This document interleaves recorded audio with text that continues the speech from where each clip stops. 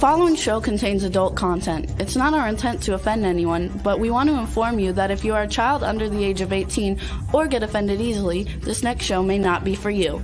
The content, opinions, and subject matter of these shows are solely the choice of your show hosts and their guests, and not those of the Entertainment Network or any affiliated stations.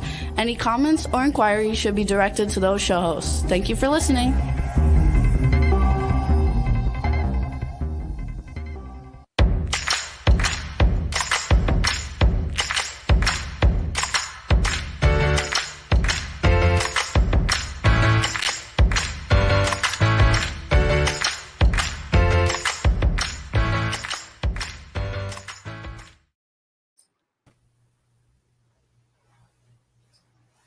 Hey, everybody. Welcome to SOFLO SASS, another Monday edition. I am Barbara. I'm Elsie Rocks. We do have Elsie Rocks in the house. We do. Oh, my God. Lori, I mean, we say this every Monday. Where does the time go? I know. Every week we say it, and it flies by. It's just flying by. I mean, it's almost the 4th of July. I know, right? Yeah. Before you know, we're going to see Christmas fucking decorations in the store. Yep. And Halloween decorations. Yeah. And it's going to be here before you know it. Right. So, did you have a good weekend? I did. Thank you for asking. Yeah. Spent a lot of time with friends. One of my best friends, Yoga Jen, her son raced the national race here up the road. He's top 13 in the world in BMX. Wow. So it was really fun to watch him race. Cool. So I always like to support him because he always comes and supports Jeremy when Jeremy's racing. Right. That was a lot of fun. And just spent, time at home and, rain. Oh. It's like rainy season here. So it kind of gets you can't go on the boat, can't go on the water. Yeah. Because it's like torrential downpours and you don't want to get stuck out there in a torrential downpour. So yeah.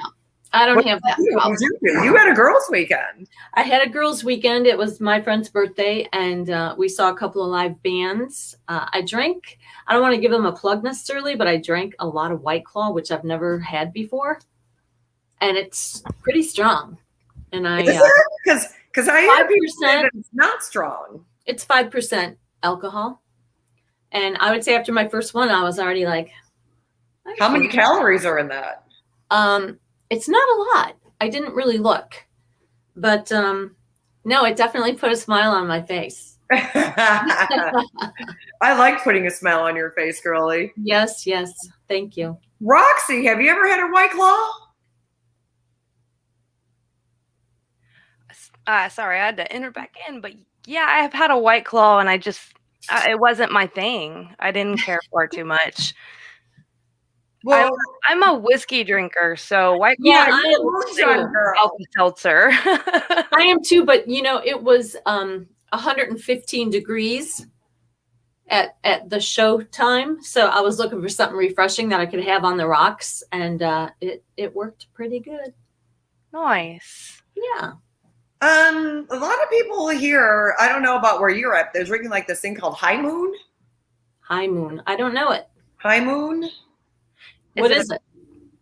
It's probably like that. Well, I know everyone's getting into the seltzer, the hard seltzer, Budweiser, and.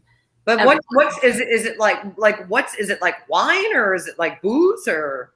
It's booze. It's definitely booze. It's a hard seltzer. So what's in it though? Is it like vodka or tequila? Yeah, or? it's vodka. Oh, it's vodka. Okay. It's vodka. Yeah. But normally I don't drink vodka. Yep. High Noon Spirits, real vodka, and real juice hard seltzer. Roxy, how was your weekend with your reptiles? Oh, I did a lot of traveling this weekend. 2 hours, 3 hour drive away. We had to stay in a hotel, and we actually lost a snake.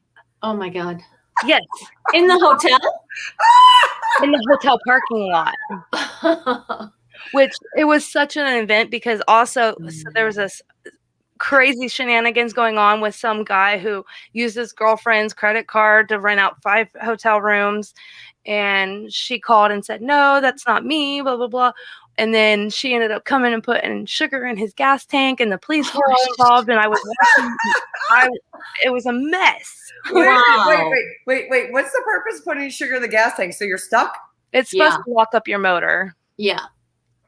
Yep. Yeah. I've heard that. But it was insane. I'm like, this really How exciting. Okay, so when you travel with all these reptiles, you can't leave them in the car, so you have to bring them like in the carrying cages and put them in the room, right? Yeah, we do have to get a pet-friendly hotel, which they're not furries, so it's not like they're hypoallergenic or anything like that. And they're all slimy. Actually, they're not slimy. Actually, I'm gonna have to introduce you to some animals. Yeah. We keep talking about that. I want to see some of them. They are slimy. No, they are not. They're like satin sheets. That's how I describe it. Satin sheets. It's soft and caressing and like just feels so smooth. It is no sliminess. It's not like a worm. Okay, so I know I travel with my dog a lot of the times and stuff, my fur baby, and you go to pet friendly hotels. But like, when I say I'm going to check a dog, Lori, or you're going to check a cat, what do you say? I'm checking in reptiles? I do. I say I have reptiles, and they're all kept in closed containers and non-escapable. So you did. You had a snake. You had a snake on you. As many times as I've had to say they cannot escape. For the first time, a boa escaped. And a boa. It was a 6-foot red-tailed boa, which was expensive. I lost a lot of money on this, unfortunately. Oh, you mean he ran away? It ran away. You never found it? It got loose in the car, and it's been 2 days, and we haven't found it in the car. So either we're going to start. I know I feel horrible about it. We're either going to start smelling it, or we're either going to hear some news in Cleveland's, news station saying a boa was found in the area. Oh my gosh! Okay, so you were in your car, and it got out of the cage. Yeah, they were. So the best way to pack them is they're in their little containers, and we put all the containers inside a Tupperware tote, like your storage totes that you pack away in your garage. Okay. And then we tape those so they can still like the big totes. Yeah. And we tape them so they still get airflow, but they can't lift it if they got out of their personal. Yeah. They have personal compartments, and then they're all in a tub. So there's a double security layer there. Well, this one snake decided to breach double security. You must have never happened before, and it was a mess. But I've never had it happen before. Right, but here's the thing, though, Rach, is if he got out in the car, he should still be in the car. That's what I'm thinking, and we've been looking. We've pulled out seats and everything, and it might be in the dash. Oh my God. Oh, like snaked his way into like a little hole or something to. Yeah, up where your feet go or went up, yeah. So it might be in there, and we're still looking. I hope you find. And it's a nice snake too. It's not one that's like striky. When it sees somebody, it coils up and wants to like bite. Again, snakes do not go after people. So I don't want people to think that. They don't attack people just because they're mean. They attack people because they're in defense mode, and if you're trying to touch it or bother it, it will say, get away from me. But it doesn't just chase people down. It's not like that. Oh, you must be devastated. It was a very friendly, and it had a pink belly, and it was so cute. Oh, wow. Oh, well, maybe park your car in the garage and leave the doors open, and maybe he'll just, snake his way out. That is exactly what I did, and I have a motion sensor camera set up so that if... Yeah, and he'll come. He's got to be hungry. Yep. Yeah. And all that above. So, okay, wow. Well, that puts a lot on my weekend, Lori. Yeah. I didn't lose a snake. No. No, neither did I. That's cool though, Lori, that you got to go out and see some live music. I'm so thrilled for the live music scene to come back. Yeah, I was rocking my ass off. Nice. I love to hear that. singing. It's exhilarating, isn't it? It is. It's like the way life should be. Yeah, it's good to be back. Absolutely. My therapy for sure. Absolutely. Absolutely. So, Lori, let's talk about our special guest that we have today. We are so honored and privileged. Yeah. I'm hoping we have enough time to talk about everything we want to talk about with her. Because she's going to take up like a lot of time. Yeah. I think they're going to love her. So, yes, we're going to have Trish Beaudet on our show. I think she's going to be coming in shortly. And I'm very honored and thrilled, and Lori and I, to have her on our show because she is one of the top 10 interior designers in South Florida. And she's got some really good stories to tell. And I just can't wait to interview her and us interview her and hear about how she became to where she's at and being an entrepreneur. Yep. Here we go. You ready to bring her on? Yeah. Here is the one and only Trish. Hey, Trish. Welcome to SOFLO SASS. I'm Barbara. Hi. Hi, Trish. I'm Elsie. Hi. How are you ladies doing this morning? I was listening to your conversation and the snakes. I know, right? She's like, they're so soft. I guess they are. Just they're scary. Yeah. Did you hear that, Roxy? Yeah, I do get that a lot from people. I think you either love them or you're just like a little afraid of them. Yeah. And I think that's it's probably that most people, like for me, like I'm just afraid. So, I just, don't understand them. So maybe that's, it's kind of like a shark. That's why I don't go in the water. That sums it up perfectly. They're definitely misunderstood, and it's 50-50. You like them or you don't. Exactly. I remember one time I came home, Roxy. I don't even want to tell you this because you're going to be mad at me. I came home and there was a snake in my driveway walking to my front door. And I was like, ah! And my neighbors were all outside and they're like, what, Barbara? I go, there's a snake in my driveway. Did they get it? Yes. Oh. Yeah, they got him out of the driveway. I'm like, I can't even go in my house because I'm so scared right now. I'm going to get attacked by a snake. Growing up in they don't attack. Yeah, growing up in Michigan, we'd have gardener snakes, as you're mowing the lawn and they just slither through the grass and so anyways, Trish, I want to introduce you properly.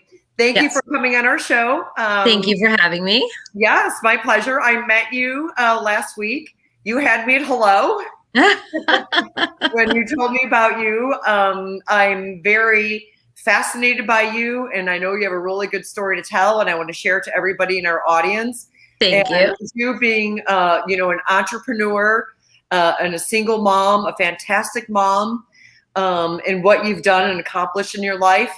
People and women need to hear about this because, you've been on an amazing ride and roller coaster and, being in the top, I looked you up and being in the top 10 top interior designers in South Florida is something to be proud of. Toot toot. Thank you for that. Yeah. You know what I mean? That is something to be proud of and something that you worked hard of. So, thank you so much. Thank you. Yes. So let me jump in right in here. So you're Michigan, we're Midwestern, right, Lori? Chicago. Yes. Yeah, for the Midwestern girls, right? Yes, we're the best. I'm sorry. We're the best. Midwest girls. And I get that all the time, when I meet people and they'll ask me where I'm from and I say, I'm from Michigan. And they always say, oh my gosh, Midwest girls are the best. And, so, it holds true. Everyone that I meet that's from the Midwest is got some really good work ethics. So, absolutely. Yep. Okay. Yeah. Okay. So, you started your business in Michigan in 2001. I did. Yes. Okay. So what made you, Trish, wake up and say, I want to be a designer? Well, it's such a corny story, but I have to tell it because it's totally true. Yeah, that's what we love to hear. That's how this stuff happens. Yeah. I know. And I was rocking my son. He just was born in December 7th, 2000. And I was rocking him and I was watching an episode of Oprah. and they talked about following your passion, like taking your passion and turning it into your career. And that really resonated with me. And I just thought, like, what was I passionate about? And at the time, like, he was my last child. I have 2 other children, and I spent, the time staying at home and raising my kids. So I knew that I had 5 years and I needed to be up and running and doing something different. So I just started to look at what I was interested in. And at the time, I had just moved into a new house and I was beginning to design my home. Well, that led to, my neighbors coming over and they were building their homes and, can you help me with this? And can you, I need a color for that. And so I just started playing with that a little bit. And so I started just researching everything that I could about design. And I looked into taking, some classes and getting into some courses, but I'm just not, I'm not a in class type of girl, right? I'm like, show me and I'll do it. It's like, give me something and I'll get it done. And so I literally went to the county. I selected a name. I got a checking account for $100 and I started my business. And I asked my girlfriend, who was in accounting at the time, to join me. And she was all on board. And so we cold called 4 builders on a Saturday. And out of the 4 builders, we got 3 jobs. Are you fucking kidding me? Yeah. And so wait, back up here now. Yeah. Yeah. Or did you hear that? $100. Yeah. $100. And 3 jobs out of 4 calls. That's impressive. Yes. And I had that, I desire that I really wanted to make this work. And so that led to doing the model homes, which led to a show, like a Home-orama, where they have like model homes. I did 3 that year. We took best of show. And then boom, the business took off. And her daughter and my son are 6 weeks apart. So we were like balancing babies and our business just went really quickly, really fast. And so there was times, the kids were on the floor with their toys and they're playing. And we're trying to put projects together, or she would come over late at night after we put the kids down to sleep. So, there was a lot of juggling those first years. And then everything just fell into place. It was really nice. And we had a really good word of mouth business. I never advertised in Michigan. So that speaks volumes to our business and our work and our business ethics. So yeah. So when you would go cold calling, would you like just get on the phone, or would you show up at like a site and just go, "Hey, I'm Trish," and that's basically what we did. We walked into the model homes, like, who does your model homes? And, are you building another house, or, can I leave some cards? So the sales offices. Yeah, the sales offices. And we'd contact the builders. And so I had a really good network of builders in Michigan that I worked with. And it was great. Business was booming. And then, I think it was the crash happened. And so then everything kind of just, we survived. And one of the reasons why we survived is because I always had a home office. Even though I wanted to go and do something further or have a storefront, my business partner was very, very smart. And she's just like, why do we need that? Why do we need that overhead? Let's just continue to do this. And it just worked. And so I was thankful when that happened, because at the height that year, I did 13 models that year. So it was a lot, and plus all my clients. And so we were booming. And then it went down to just like all the models went away. Nobody was building anything. The economy tanked. But we were able to survive, that wave, just through, keeping our clients, content and happy and taking on smaller projects. Okay. So how did you come up with the name Cashmere Vine? Because that is such a cool niche name of a company. Yes, thank you. Well, it was, so when I was in Michigan, my company was Finishing Touches Interiors by Design. So when I came down to Florida 5 years ago, I wanted to rebrand my business, and I needed a new name. I wanted a new name. And so I happened to be in Bimini, and I just told the story today too. I know. So I literally just told the story today because somebody else asked me that. And so in Bimini, I was like sitting there, and I was at the table by the casino, And I kept thinking, like, I want it to be something and something. But I didn't want it to be my name. Like, I did a lot of research, and there was a lot of designers who use their name, like, William Smith Interiors. You know what I mean? They just are, design or something like that. Yeah. And I just didn't want that. It's not about me. It's about the design. And so I came up with the word. I like the word cat. I said, I feel like I just want to do something that's kind of soft, but yet, elegant. And I just like Rachel Snake. Yeah, snake design. So I like the word cashmere. I'm like, maybe I should kind of pull a name of a fabric. So I listed a whole bunch of fabrics, and I'm like, cashmere stuck out to me. And I was sitting at this table, and if you've ever been to the World Resort Bimini, they have these dividers that are there, and the dividers are of all this driftwood, and they're like all these vines, and I'm like, vine, and then I'm like, cashmere and vine, and I'm like, I love it. And it was just, it represents how I like to design. I use opposing elements in the room. So I'll take a concrete table, and I'll put a crystal chandelier over it. That's just how I love, to design. So I was so excited. I tell my daughter, I'm like, I finally found the name, and she's like, what is it? I said, cashmere and vine. She's like, I don't get it. And I said, what do you mean you don't get? It's like cashmere, like soft cashmere, vine, like, twig, hard textures, Yeah. And she's like, so woolen twig? I said, yes, woolen twig. Yeah. So we're cashmere and vine. So that is how the name, conception of the name happened. So I owe it all to Bimini. Excellent. So my question is, you started out doing the homes, the design, not designer, but the model homes. Yes. Right? Yes. So do you do a lot of commercial, or do you focus on residential? So when I'm in Michigan, I do a lot of, I do both. So I do residential and commercial. I work with builders as well as commercial clients. I do restaurants. I was just brought out, I went last week to view a restaurant. It's a huge restaurant on the water. It was a staple years ago. Everybody went there. And so a builder friend of mine who I worked for actually called me out and said, I need you to come. We need help. So I flew into Michigan and took a look at it. So, so hang on, Trish, let me jump in here. So you're still doing both. You're doing Florida and you're still holding down Michigan. I do. What do you not do?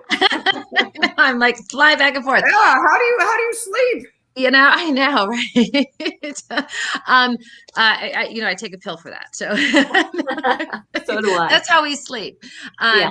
No, but so I go back and forth. I have clients. I'm renovating a lake house there on Lake St. Clair. And then there was a farmhouse that I was helping one of my very first clients. She decided to downsize her home, and she is renovating an 1845 farmhouse in an area where I used to live. So and so those are the two projects. Oh, and then I'm working with a new couple, a lovely couple. They are building a new house with one of my builders that I used to do work for. So so I'm back and forth all the time. All right. So commercial or residential, is there one that gives you more autonomy, that you get to choose everything, or do people tell you what they want? Can you be creative in your own way? Yeah. How do you do all that? I love designing for commercial spaces, because what you have is you have a company that's hiring me to put together something to represent their brand, right. And their feel of how they want their office to feel. In Michigan, I did some doctor's offices a long time ago for Silver Pine Family Physicians, and I did all of their offices. So me and my business partner. So they had a specific look that they wanted to keep. Yeah. And for them, they would want options. So I would come in with 5 different boards for them to choose from, all in different colorways, and they would pick. And it was nice. They're like, we like this one. Go. Yeah. Get it done. And I like that. So for me, like, I love that. With a residential client, sometimes she said, like, why'd you hire a designer then? Because sometimes it's like they want you to put together their room, but then they're like, they have all these other ideas. And so sometimes I'm like, having to work with their stuff, or they want this. I love the email that you get where, how about this, or how about that, or how about this? And I think to myself, if I would have liked that, I would have put that as an option. Right. Okay. So Trish, so you moved here, you left Michigan in 2016 and came to Florida. Yes. And obviously you've strived. Like I said, you're the top 10 interior designers here in South Florida. That is something to be very proud of. What a major accomplishment over 16 years of being a designer. Thank you. It's 21, actually. 21 years total. 20 years total. But coming down to Florida, and thank you so much, because I'll tell you what, when I came down here, I didn't know anybody. Or like, I didn't have the resources. In Michigan, I have my crew. And I know I can call this guy to do the molding, and this guy to do drywall, and this is the tile guy, and this is my wallpaper installer. And down here, I had nobody. And then what I learned very quickly down here is there's a different work ethic in Florida. And so getting people to show up, or get quotes, it's just not how I work. So that was very difficult for me. So the other thing that was very difficult for me, and you may not think it now, but when I first got down here, I wasn't as outgoing as I was, in Michigan. Like, I'm outgoing when I was comfortable in a group setting, right? And I knew people, and I'm very outgoing. That's us Midwest girls. Yeah, but it's like I would tend to stand back and not talk as much. So I had to start my business from scratch down here. Like, they didn't know who I was. And down here, it's like, who and who, who's talking about you and that kind of stuff. So how did you do that? You know what I did? I did a lot of networking. Like, I feel like I'm the networking. And I joined a women's group, and that's how I met you. Yeah, and I joined a women's group called Fem City, and they are an amazing group. They have different chapters all over, and I just started meeting people, and then I met a couple girls, and we became friends, and then they became my tribe, and we would refer each other out, and then then I hosted a huge party for the Fem City event, for end of the year Christmas party, and I had, because my house is my calling card. That's kind of, it's you have that vibe and that feel. And so you can come in and see exactly how your house is going to feel, or, or how I design, how I put things together. Maybe that's your style, but you like how everything looks full and things like that. So I just hosted the event, and everybody was here, and it was a great time. We had a really good time. So I just do a lot of that. I joined the Florida Chamber of Commerce, and I'm on the Florida Design and Construction. I joined that too. So I just, usually I'm out at networking events 2 to 3 times a week, depending. Some weeks I'm like, I need a break. Right. I know. I go to them all the time too. Sometimes you do need a break. You need a break. And sometimes, like the other day, and although you and I met, but, we sat at the table, and, Wally was there, and I had my assistant. So it was like, you're not supposed to do that when you go to networking. You're supposed to, sit with people you don't know. but sometimes you're just tired. You just want to sit down and just be with friends. So. So I think we should talk a little about Design Star. Oh, well, that's a blast. That had to have been a big turning point for you. It was. And I'll tell you what, it was a really big turning point. It's not so much on the design aspect. That was sure. But what it was a big turning point for me is I realized my creativity. So I realized that I had a passion for doing shows and taping things and interviews. And so it kind of catapulted me into doing those type of things, which I really enjoyed that process. I really did. I love the whole taping process, maybe, not being mic'd all the time, but, I really enjoyed that process. So when I came back, I produced my own show. We had a 10,000 square foot renovation of a house in Michigan. So I produced that with a local television station. And we taped all those episodes, and it was fun. That was called Refined Design. And then that just led into a whole host of different things. Like I worked with sheknows.com. They're a wonderful website. It's a women's website, and they have a show called Homestretch. And so I did 3 episodes, 3 seasons for them. It was like 2 designers, 2 days, $2,000. Who designs a better room? So it was that. Cool. So I did that. It's just a lot of like fun stuff like that. Did a whole host of things for like Glidden Paints. I was the spokesperson. I did some how-to videos for them. So it was really fun. Very cool. Yeah. And then how did you get chosen to be on the show?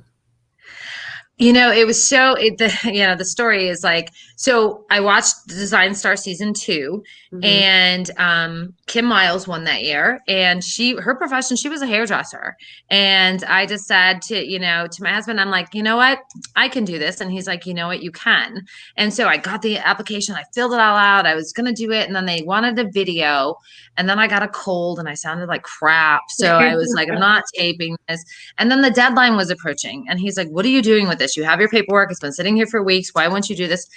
And so I know. And so I taped this like a little video in my kitchen, and I was, talking. And so I sent it in, and literally a week later, I got a call from the casting company, and they said, we like you. We want you to do another video for us. And I'm like, okay. And they're like, we want you to be like, I don't need a man to take care of me, and I'm on my own. I can do my stuff. Even though I look this good, I'm like, that is so not me, and I'm so not saying that. That's so funny. Because you're going to use it on a soundbite of somewhere. Right. Like, so what the heck did you do? So, I just, I puffed up the hair a little bit. I wore a cute little outfit, and I was like in my bedroom. I was packing my clothes because I already knew that they were going to choose me. I was ready to go big or go home is my saying. And I love it. Yeah, go big or go home. Go big or go home. And then I kind of like, did a little thing outside with a little sports car and told them to, I used the Grey's Anatomy line, like, choose me, pick me, love me. You won't regret it. And so, yeah. And then I sped away, and they, got into my license plate. It said cute toy. So, I mean, that was about as fun as I was to do that stuff. But, so literally I turned that in, and 2 weeks later I get a call. So I found out that there were over 10,000 applicants. Yeah. And, yeah, exactly. And so 29 of us went out to LA. Wow. I went out there, and that, oh my God, holy God, I was a hot mess. I know so. I would be like, no pressure. I literally, would be a hot mess. I swear. And I have to tell the story because it is the funniest story. So I before I went out, like, I didn't use power tools. Like, I always had my contractors, they do that kind of stuff. I'm just, I'm like, I stick with what I know. I don't want to hurt anybody or take off my finger. So I said to my partner's husband, I said, could you tell me, like, show me how to make something, like, show me how to cut things, show me how to like use the gun. And so he's like, what do you want to make? I'm like, make a box. Can you drill me?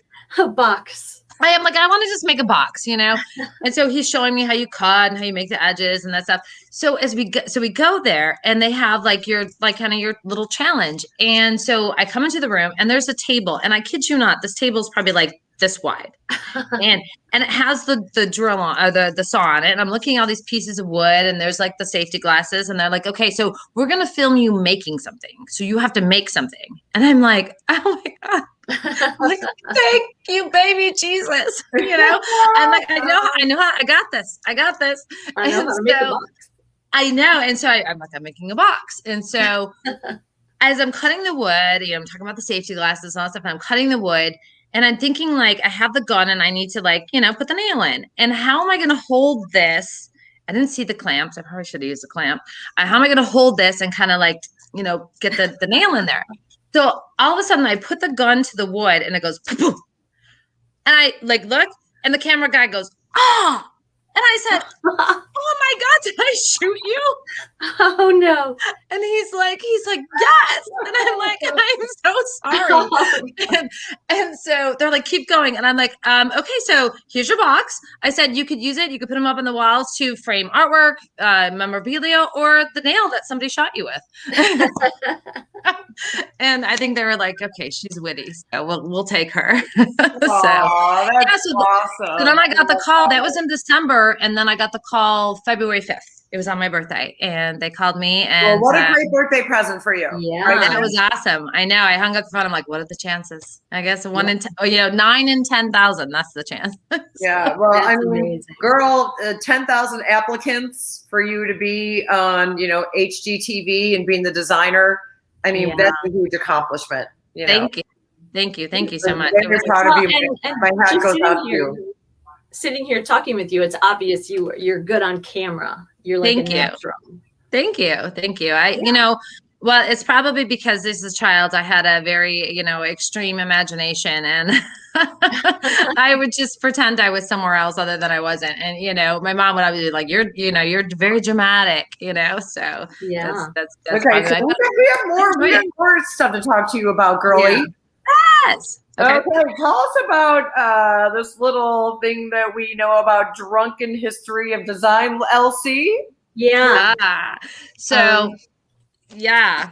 What is that all about? Okay. So being in the design world, actually a couple years ago, I led pretty much quiet, after I did a couple things, on TV and that stuff and with websites, I pretty much stuck to myself. And a few years ago, I got a call from another design star from season 1, and they were putting together a reunion of design stars. So it was in High Point, North Carolina at the design show. So I'm like, yeah, that would be absolutely fun. And it was a rug company, Surya, was hosting the party. And so we did, just a great interview, and it just was a lot of fun. And I got to meet a whole bunch of other people that are in the design industry. And one of the people that I met was Joseph Hacker, and he did Design Talk Live, and he's done a whole bunch of other things. So he had a series called Drunken History of Design. So the first time I did it, we were in Vegas at KBIS. It's a show, and I'm not even joking. It was 11 shots in an hour. Lori, did you hear that? It was 11 shots. Yeah, I got to pick, and I put I did vodka at the time. Okay. And so we did 11 shots. And, right before I went on, a good designer friend of mine, Danny Russo, who is like, he's a hoot. Oh my gosh. You want to talk to somebody, you need to talk to Danny Russo. He's a hoot. So him and I do a couple shows together, but so him and I went for a cheeseburger. We had cheeseburger. I'm like, I need some. Okay, wait. Where'd you go for In-N-Out Burger? No, we just went to, we were in one of the hotels, and I'm like, let's just go. Vegas, my son loves In-N-Out Burgers. Oh yeah, those are good. And Whataburger. If you're ever in Texas, Whataburger. Oh my God, that's amazing. Yes. So I'm like, I need some sticks in my ribs. I'm going to be slamming down all these shots. And I really didn't know. And I kept asking Joseph, I'm like, what do you want to talk about? So he's like, we were talking about the history of design on TV. So I'm like, he's like, I kind of have an idea. I'll send you some information. I'm like, okay, but he never did. So I'm just kind of Googling stuff, and I'm just writing stuff down. And then Danny's like, it's so hilarious. He's like, I'll do the whiteboard, and I'll have everything for you on the whiteboard. And all you have to do is just look at the whiteboard. So he was helping me, but it was fun. It was a lot of fun. And obviously got completely hammered. So, I would have been hammered, woman. Yes. I would have been fucking hammered. It was a very interesting evening, to say the least. Okay, so the Drunken History of Design. Mm-hmm. So Lori, did they booze it up on the show? Yeah. So I'm looking behind your right shoulder. I recognize that bottle. Oh, this one it was on the YouTube, that I saw of the Drunken Design, and yes, I recognize that bottle. I know. We keep this here for in case of emergencies. It's the Casa Azul tequila. Ring the bell. It is my favorite tequila. Wait, let's see. I gotta open it up here. There we go. Oh, I don't know what else. Sometimes it does it, sometimes it doesn't. Right? It's kind of like a chunky bell right now. It's like, it's not really working that well. But they have like, so with the fun thing about this little fun fact, it's an amazing tequila. And if you haven't had Casa Azul, you have Casa Azul. It's expensive. But the fun thing about this is that these are all handmade vases. Yeah, the bottle, Yeah, the proceeds go back to, the artisan. Nice. Yeah, so I'm looking for a black one. So if anybody has a black one. So Trish, let me ask you, if somebody wants to watch the Drunken History of Design, how do they find you? That's a very gosh damn good question. Because I know that I've seen a little clip of it online. The Design Talk Live had it on, Joseph had it on his website, the one in Vegas. So, and then I think I posted a little bit of clips on my Instagram, Cashmere Vine. But I don't know. I haven't seen now. I did another one with him, which he kind of like threw me for a loop, because the one that him and I did, we were like chit-chatting back and forth, right? And then he asked me to do the Drunken History of, and then I got to choose a category. So I chose wallpaper because I thought, well, I like wallpaper. Let's do the history of wallpaper. Let me ask you this, Lori, does anybody do wallpaper anymore these days? Yeah, I've got a friend that just put it in her master bedroom. Wallpaper's not like the 80s anymore. No. Wallpaper's still alive and going. Yes. It's like the texture on the wall. So I work with companies, and I wouldn't say wallpaper. I mean, I use wallpaper, but I also use wall covering. So Philip Jeffries has an amazing product. Their collections are amazing. And when it's wall covering, I mean, there's ones that are leather and fabrics and just really cool textures. And then also I work with an amazing company, Valhalla. They do all hand painted papers. So, and that there's crystals in there and so different. Wallpaper's come a long way. It is not your grandma's wallpaper. Yeah, exactly. It's not the Brady Bunch anymore. No, not at all. Lori, what about you? What were you experienced and what you do? Well, so I'm a realtor, and there's always two thoughts. One, you should have the house empty so the client can picture themselves in it. Yeah. Or you should have it staged beautifully so they can see the potential. What do you think? Yeah, I guess it would depend on the house. Most people, on average, have a hard time visualizing what their house is what it's going to feel like. How do I lay out the furniture? I don't know. So to have it staged is probably the best. Yeah. And what I recommend, like you said, as a realtor, and I have programs for all my realtors. Yeah. So any realtor in South Florida, give me a holler, because I've had realtors who have clients and they have a hard time making a decision. So I'll go with the realtor to their appointments. Yeah. Oh, nice. And I have the Johnsons, and they're between these three houses. Can you come with me? I love that. And so I'll go in and I'll say, we can renovate this, and we can take this down, and we can knock it out, and that kind of stuff. And then on top of that, with realtors, I can go in and do a couple renderings for them. So if the house is like really, outdated, I can do a rendering for a room or two, or a division board, a touch feel, like that. And the realtors will put those up in the room, so that way they could say like, "Ooh, look this is what the kitchen." Oh, so you work together with the realtor? Yeah. Yes, absolutely. So it's just a service that I offer to the real estate agents, because there's a lot of bad design out there. Yeah. So, and especially in Florida, we're taking these modern Mediterranean houses and we're turning them into more of what I like to deem as casual beach elegance. So, because if somebody's not going to totally knock down the house and get rid of all the elements, then let's embrace them. Let's embrace them in the right way, and let's make it a casual beach elegance. Exactly. I mean, I live in the desert, but I want my house to be casual beach elegance. I'm telling you, it sounds awesome.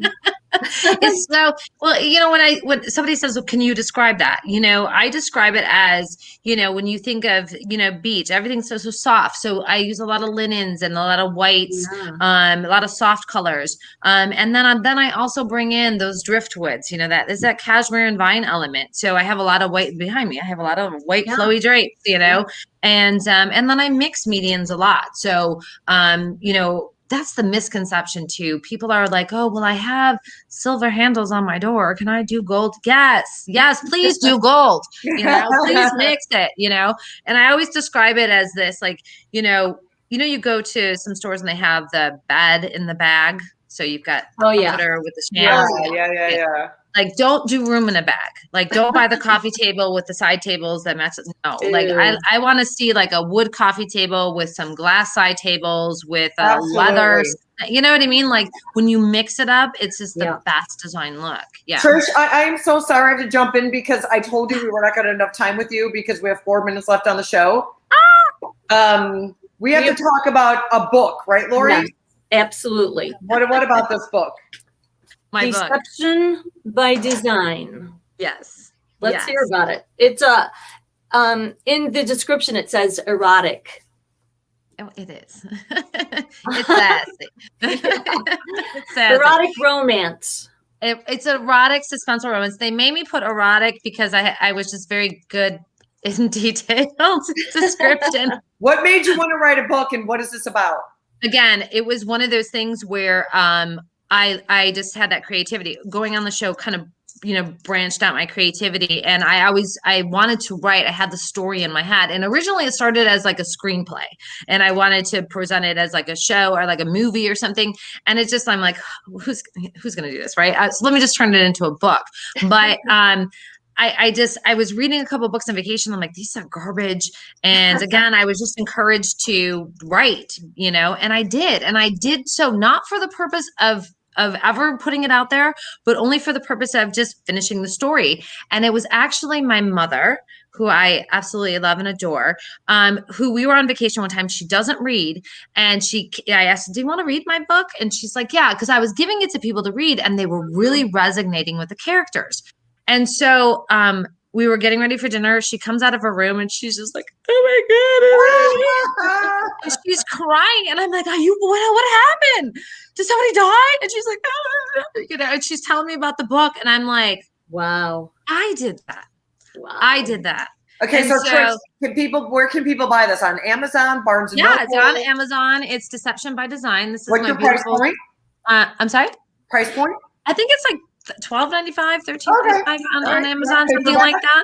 It's paperback, yep. And I have to apologize right now because in the back it says Night Minds coming fall of 2014. So I left it as a little cliffhanger, and then I got right into writing the next book. And my editor was like, "This is amazing. This is great. Like I love it. I love where this is going." And we had this momentum, and I got 32 chapters in. And then life happened.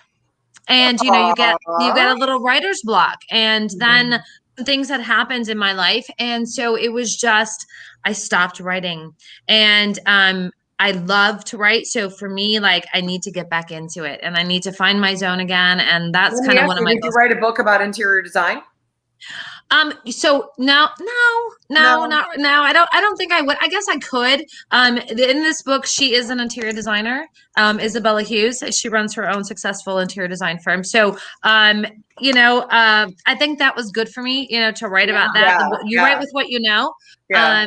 I will get back, and I promise anybody who's read it, I'm so sorry. It's coming. It will be out someday. Yeah, Lori, jump into that and tell her about your book.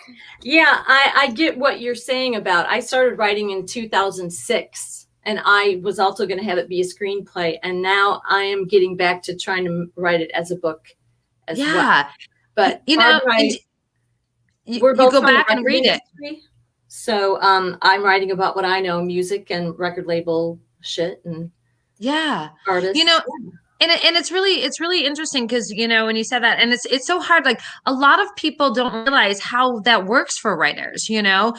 There's some writers that could just spit things out, but you know, and it's okay. And I always felt like I was like, oh my God, I'm so ashamed. Like I didn't finish this. And sometimes I feel like it's a monkey on my back, but I don't want it to feel that way because I enjoyed, like I used to go down on my boat at the marina and I would write all the time. And it took me from like October to, or like I think it was April to February to write it. And I took like 3 or 4 months off, but I loved writing. And it's one of the things because I'm so busy, like I really need to say like, you know what, today I'm writing. Right. And what it is that I'm sure you're aware, Lori, you go back, read what you wrote. Exactly. It can spark that inside of you so you can, and then also give it to somebody. Like I need to give my 36 chapters to somebody and so they can say like, oh my God, this was great, and talk about it. The more you talk about it, the more I'll get my ass. Right. We'll have to have anyways, a separate conversation. Ladies, I'm sorry to say that we are out of time. I knew we were not going to have enough time with Trish. I'll come back. I'll come back anytime you want. You are coming back, girlfriend. Again, I'm very Lori and I are very flattered and honored to have you on our show. So SOFLO SASS and talk about your company and for what you do. I mean, I'm a fan. You are a huge entrepreneur. You know, in letting everybody look up to you and what you do and how you made your dream come true. You know, living in Michigan and how you moved to Florida and didn't know anybody and just built the empire back here when you moved. You know, such a great story to tell and such a good success. And you know, more women out there, you know, can follow this too because they can do it. Follow your passion. Follow your dream. You know, write your book. You know, you can still be a mom and, you know, and meet people. And that's what it's all about. And you're a true fact about, you know, what's going on out there. You know, I tell that to my kids all the time. Like, whatever you do in life, I don't care what it is, but you make sure you love it and you do it and you follow your passion. So I tell that all the time. He's a race car driver, and I tell him that all the time. Exactly. Keep your grades up, keep going. And the pandemic didn't hold you down. I think everything's booming now more than ever. Yes, it is. Yes. And so I really appreciate it. Thank you. Can you give a shout out how everybody can contact you? So you can contact me. My website is Trish, cashmerevine.com. If you want to shoot me an email, it's trish@cashmerevine.com. You can also find me on Instagram. It's Cashmere Vine by Trish Beaudet.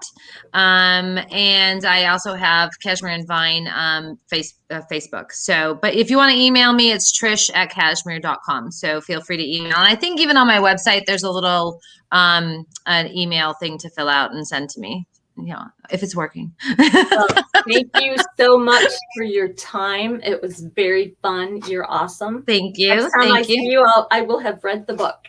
Yes. Oh, you know, I'll have to give you guys copies. You know, Barbara. Let's Barbara. I'm going to have you on the boat. You know. Yeah. We'll go on the boat this week, and I'll get you a copy. Exactly. I'll send you a copy. So just give me your information. Send me your information, Lori, and I'll send you a book.